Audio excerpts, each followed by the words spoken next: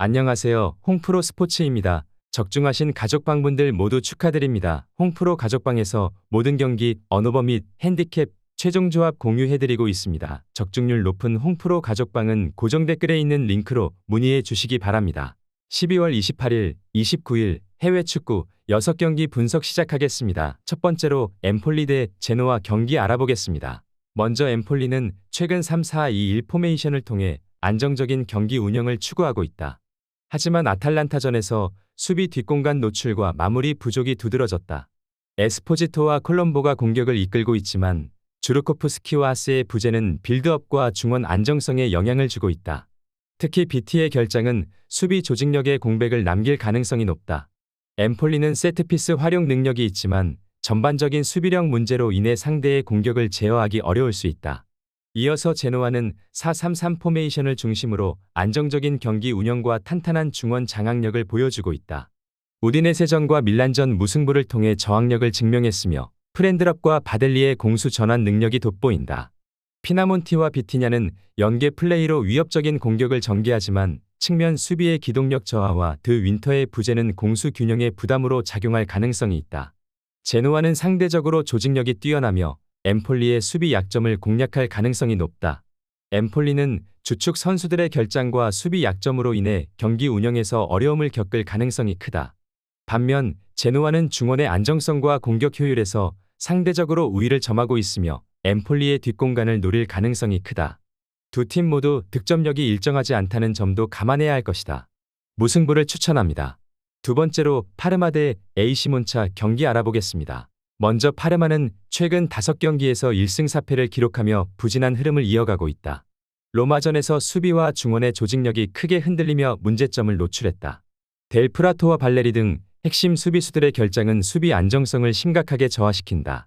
공격에서는 많이 고군분투하며 팀의 희망을 이어가고 있지만 측면과 뒷공간의 수비 약점은 상대 팀에게 꾸준히 공략당하고 있다.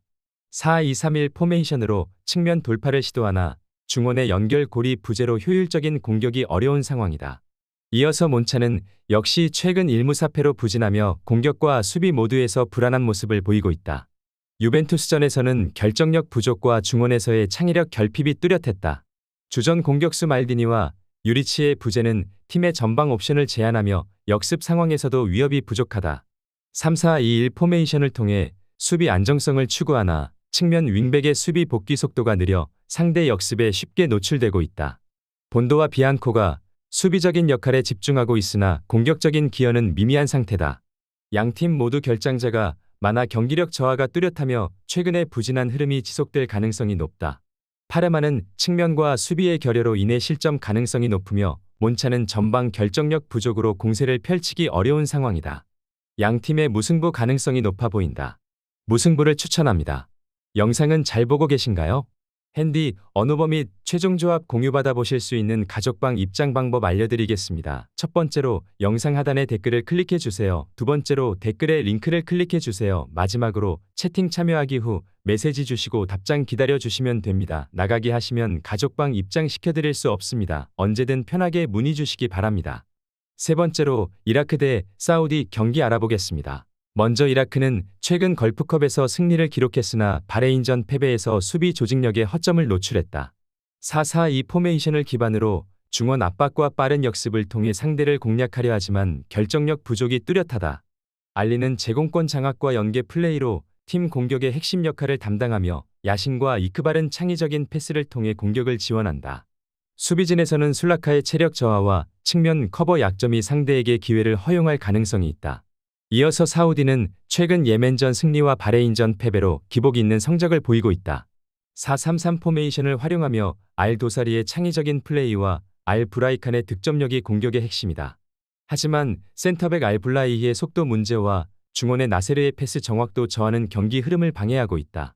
측면 공략과 역습을 중심으로 전개하겠지만 수비 라인의 불안정성이 약점으로 작용할 가능성이 크다. 이라크는 중원의 압박과 역습으로 사우디아라비아의 수비 약점을 공략할 가능성이 있지만 결정력 부족이 발목을 잡을 수 있다. 사우디아라비아는 경험 많은 주축 선수들의 활약을 기대하며 빠른 템포의 공격 전개로 이라크 수비를 흔들려 할 것이다. 양팀 모두 수비 조직력에서 약점을 보이고 있어 치열한 공방전이 예상되지만 사우디가 승리를 가져갈 수 있을 것으로 보인다. 사우디아라비아 승리를 추천합니다. 네 번째로 바레인 대 예멘 경기 알아보겠습니다. 먼저 바레인은 최근 이라크전에서 승리를 거두며 조직적인 경기력을 선보였다. 4-2-3-1 포메이션을 활용하며 중원의 알아스와드가 창의적인 패스와 빠른 전환을 통해 공격을 이끌었다. 알후마이단의 템포 조절과 풀백들의 적극적인 오버래핑이 바레인의 주된 전략이다. 최전방 압둘라티프는 득점력에서 여전히 중심적인 역할을 하고 있으며 상대 수비진을 지속적으로 압박하고 있다. 다만 노쇠화된 수비진은 빠른 역습에 취약한 모습을 보이며 측면 커버가 느린 점은 약점으로 작용할 수 있다. 이어서 예멘은 걸프컵 초반 2연패로 부진한 성적을 기록하고 있다. 4-4-2 포메이션을 기반으로 수비에 치중하며 역습을 노리지만 공격 전개에서 뚜렷한 약점을 보인다.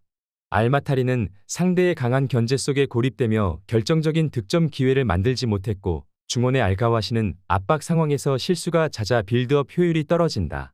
수비진의 알후바이시는 공중볼 경합에서 강점을 보였으나 풀백의 측면 커버가 불안정하며 상대 크로스에 취약한 모습을 보인다. 특히 경기 템포를 끌어올리지 못하며 상대에게 주도권을 내주는 흐름이 반복되고 있다. 바레인은 중원의 장악력과 측면 공격을 활용해 상대를 공략할 가능성이 높다. 반면 예멘은 수비적인 접근과 역습에 의존하지만 바레인의 조직적인 패스워크를 견디기 어려울 것으로 보인다. 두 팀의 경기력을 고려하면 바레인의 점유율 우위 속에서 경기가 전개될 가능성이 크다. 바레인 승리를 추천합니다. 영상은 잘 보고 계신가요? 핸디, 언어버 및 최종 조합 공유받아 보실 수 있는 가족방 입장 방법 알려드리겠습니다. 첫 번째로 영상 하단의 댓글을 클릭해 주세요. 두 번째로 댓글에 링크를 클릭해 주세요. 마지막으로 채팅 참여하기 후 메시지 주시고 답장 기다려 주시면 됩니다. 나가기 하시면 가족방 입장 시켜드릴 수 없습니다. 언제든 편하게 문의 주시기 바랍니다. 다섯 번째로 칼리아리 대 인터밀란 경기 알아보겠습니다. 먼저 칼리아리는 최근 경기에서 기복 있는 경기력을 보여주고 있다. 베네치아전 패배에서 뒷공간 노출 문제가 두드러졌고 파볼레티의 교체 투입 외에는 공격에서 강점이 부족했다. 3-5-1-1 포메이션은 측면 윙백 자파와 아우젤로의 적극적인 공격 가담을 기반으로 하지만 이로 인해 수비 뒷공간이 자주 노출된다. 중원의 비올라는 창의적인 패스로 공격을 지원하지만 피콜리의 득점력 부재는 문제다. 수비 중심 팔로미노는 경험은 풍부하나 인터 밀란의 빠른 공격에 취약할 가능성이 있다. 이어서 인터밀란은 최근 리그와 컵 대회에서 연승을 이어가며 훌륭한 경기력을 보여주고 있다. 라치오를 대파하며 공격력을 입증했으며 튀람과 마르티네스의 조합은 이번 경기에서도 핵심이 될 것이다. 마르티네스는 칼리아리를 상대로 9골을 기록한 바 있으며 이번 경기에서도 결정적인 역할을 할 가능성이 높다. 4-3-1-2 포메이션은 안정적인 수비와 강력한 공격 밸런스를 제공하며 차라노글루는 중원에서 경기를 지배한다. 덴젤 둠프리스의 오버래핑은 공격의 깊이를 더하지만 파바로와 아체르비의 부재로 수비진에 약간의 불안 요소가 있다.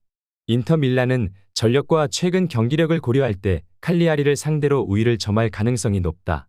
칼리아리는 역습을 통해 기회를 노리겠지만 인터 밀란의 점유율 기반 플레이와 마르티네스 튀람 듀오의 화력을 제어하기 어려울 것으로 보인다. 칼리아리의 수비 취약점을 감안할 때 인터 밀란의 다득점 가능성이 높으며 경기의 주도권을 인터 밀란이 잡을 것으로 예상된다.